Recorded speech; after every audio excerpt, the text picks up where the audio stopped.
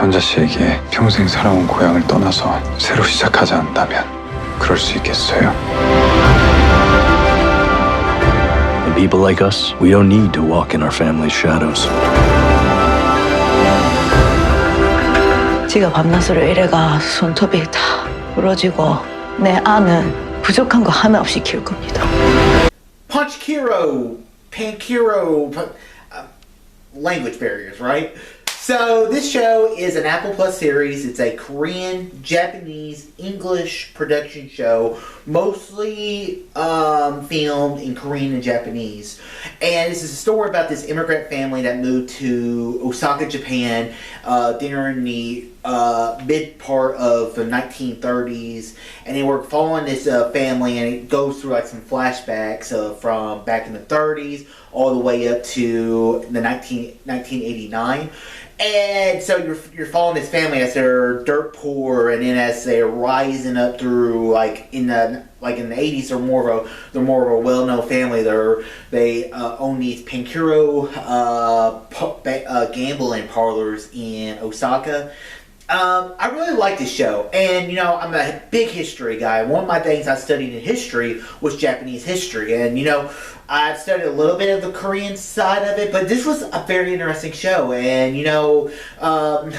it's good to know that it's not just America that has a lot of racial problems in there, and the way the Japanese treat the Koreans. I remember in history classes where you learn where Koreans hated Japan for what they did to them, and I'm like, yeah, the show really makes it that kind of point of view. You kind of like, yeah, I can see why they don't like them. But the whole idea of the show starts off with you have this character Sonia, who is this young girl living in Korea. She gets together with this wealthy Korean mobster character, and she gets pregnant. And she basically has to marry this preacher and moves to Osaka, and dirt poor, has to leave everything she has ever known.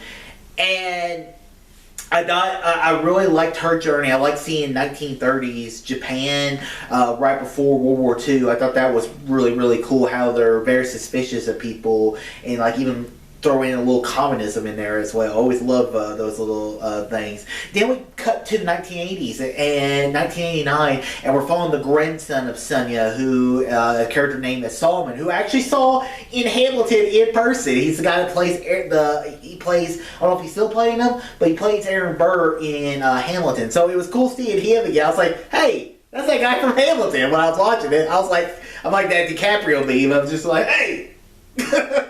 But he's a banker. He's studied around the world. He went to Yale. He has his chance to becoming this really prominent figure in American banking and or some kind of real estate thing. So it was kind of cool seeing his journey, and then how the decisions he makes. And I thought the show was very, very interesting. I love the stuff in the past. I like the stuff in the show's present, the 1980s. I thought it was really good. I really liked the main grandma. She was the one that won the Oscar for Minari a couple years ago. I thought this was a very good show. Another good Apple series, third Apple series I've given it a chance. A lot better morning show. Not as good as Ted Lasso, but this was such a good season of this show. I will definitely watch season 2.